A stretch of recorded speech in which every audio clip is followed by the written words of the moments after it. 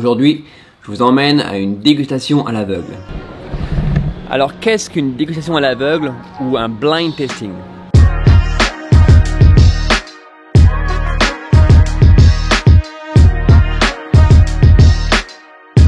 Alors, l'idée, c'est d'être avec une bande de copains et de déguster des vins sans connaître leur identité. C'est-à-dire qu'on ne connaît pas ni le cépage utilisé, ni le pays d'origine, ni la région, et ni l'appellation, et enfin, ni le millésime. Et donc le but du jeu est bien évidemment de reconnaître toutes ces informations. Ce qui est important pour ce genre d'événement, c'est que chaque vin soit bien typique. C'est-à-dire qu'on ne va pas déguster des pinots noirs de Bordeaux ou des syrahs d'Alsace par exemple.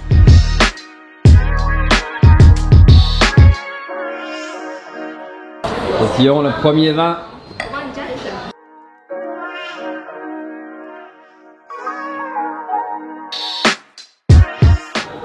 Alors le premier vin est un vin blanc assez aromatique avec une très belle acidité, beaucoup de corps, à côté de fruits à noyaux bien mûrs, mais accompagné aussi avec une sorte de minéralité qui ressemble un peu à des cailloux cassés. C'est légèrement floral avec un côté un peu de miel.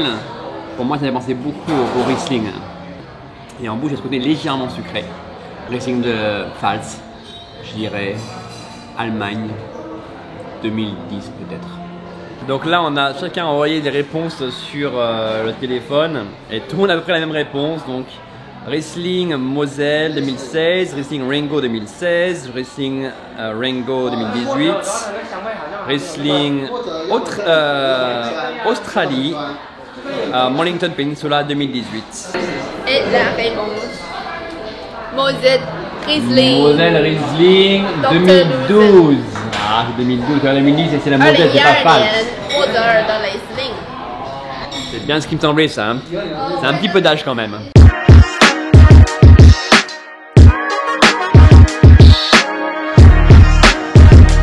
Le deuxième vin est plus compliqué. Il n'est pas aussi évident que le premier. Il est légèrement neutre, un côté légèrement de levure, très légèrement boisé, mais vraiment très légèrement. Des barriques de deuxième année ou troisième année. Très élégant. Au niveau d'alcool, c'est haut. Oh non, je peux pas. Ça pourrait être un chardonnay du Nouveau Monde, mais fait dans un style un peu moderne. Par exemple de Victoria ou Mornington Peninsula en Australie. Difficile celui-là. Oh, Pinot Gris de Nouvelle-Zélande.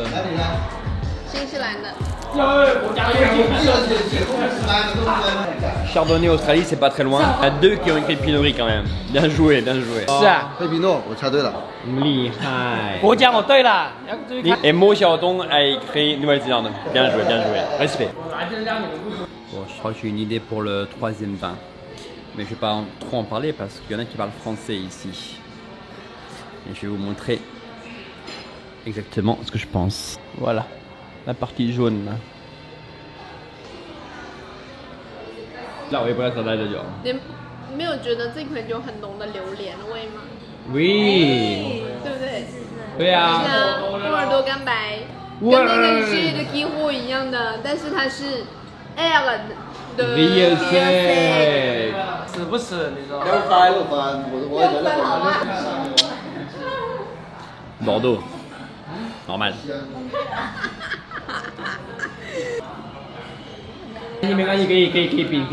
Alors le quatrième vin, le premier vin rouge, est un peu compliqué parce qu'on sent que c'est un vin qui a beaucoup d'âge. Il y a ce côté très animal et aussi des côtés très champignons. Et c'est assez difficile de trouver de reconnaître les vins qui ont un certain âge. Je trouve qu'il a pas beaucoup de tanins, il est assez alcooleux. Il a une couleur assez claire, donc moi je pense plutôt pour le Grenache. Rhône Sud, on verra. Je suis seul à parler du GSM. Là il y a Sangiovese d'Italie, Toscanie, Aglianico d'Italie, Pinot Noir de Bourgogne et Sangiovese d'Italie. Et Grenache d'Italie, d'Espagne, Priorat.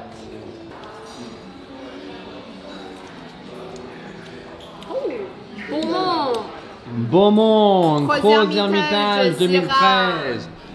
Donc, c'est bien dans le Rhône, mais malheureusement c'est le Rhône Nord et c'est un Syrah dans le Gros Hermitage de David Reynaud. 5e main, c'est ça, 5e? Oh, beaucoup plus mûr. Il y a du soleil là.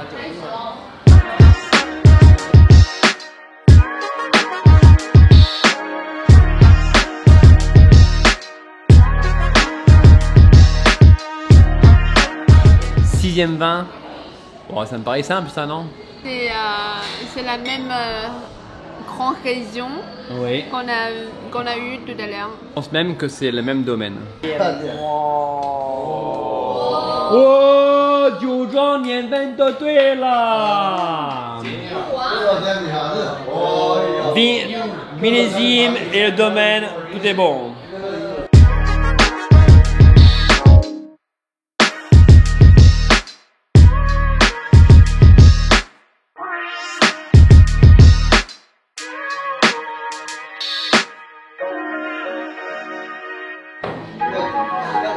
Et voilà encore une bonne soirée à Nanning, à Rock and Wine. Yeah.